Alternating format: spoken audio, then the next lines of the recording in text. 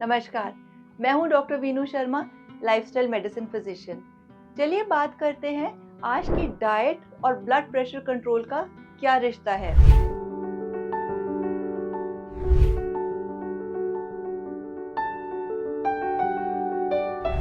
Diet और blood pressure का वही रिश्ता है जो एक डाइट और टाइप 2 डायबिटीज का है। लेकिन बहुत बार देखा गया है कि नमक के अलावा जो भी हाइपरटेंसिव्स होते हैं वो डाइट की तरफ ध्यान नहीं देते। तो कौन सी चीज़ें डाइट से हटानी चाहिए और कौन सी चीज़ें डाइट में इंक्लूड करनी चाहिए अपना बीपी नॉर्मल रखने के लिए, हाइपरटेंशन को कंट्रोल करने के लिए। जो चीज़ें डाइट से हटानी चाहिए सबसे पहले उनकी बात करते हैं। Number 1, excess bad fats. Bad fats क्यों हमें डाइट से हटाने चाहिए? क्योंकि जब भी हम एक्सेस ऑफ बैड फैट्स अपनी डाइट में लेते हैं तो वो आर्टरीज को लाइन करते हैं, उन्हें हार्ड बनाते हैं, और जब हमारी आर्टरीज हार्ड हो जाती है या सख्त हो जाती हैं तो हमारा ब्लड प्रेशर ज़्यादा रहने लग जाता है। तो कौन से फैट्स ऐसे हैं जो हमारी आर्टरीज को हार्ड बनाते हैं और ब्लड प्रेशर को बढ़ाते हैं? वो है number 1, saturated fats. Saturated fats पाए जाते हैं घी, butter, coconut oil, margarine etcetera में। नंबर 2, प्रोसेस्ड फैट, जो कि ऑयल, वनस्पति और पैकेज फूड्स में पाए जाते हैं।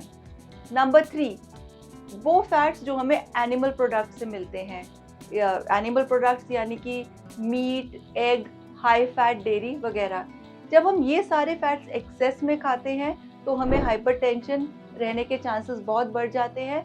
हमारा कोलेस्ट्रॉल और बैड कोलेस्ट्रॉल ज़्यादा हो जाता है, गुड कोलेस्ट्रॉल कम रहने लग जाता है।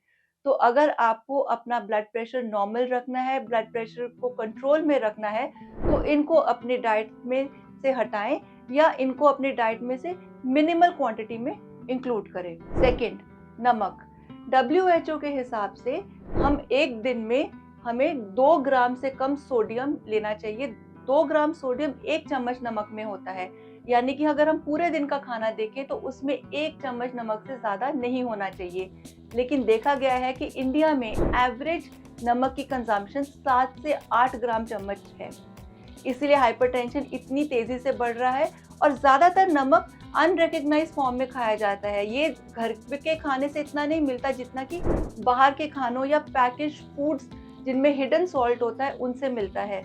तो ये ध्यान रखें कि आपको अगर नमक की क्वांटिटी कम करनी है तो बाहर का खाना, पैकेज फूड्स, प्रोसेस्ड फूड्स ये कम से कम लें। थर्ड, अल्कोहल यानी कि शराब का सेवन।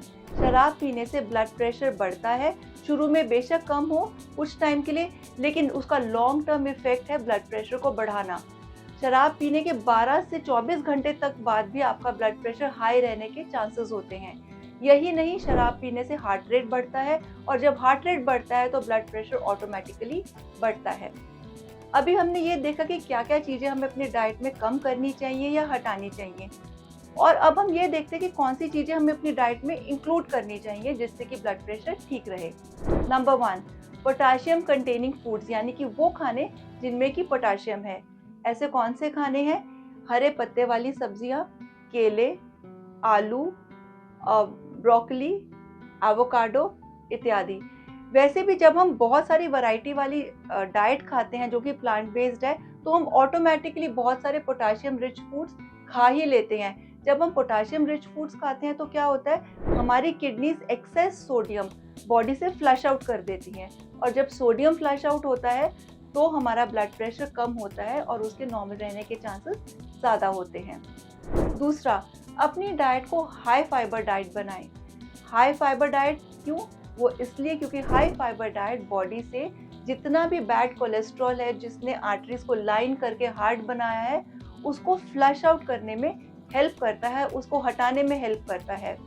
हाई फाइबर डाइट कहाँ से मिल सकती है? Plant based diet high fibre diet है। जितने भी प्लांट बेस्ड प्रोडक्ट्स हैं उन सब में फाइबर होता है, जैसे कि फल, सब्जियां, दालें, नट्स, सीड्स इत्यादि।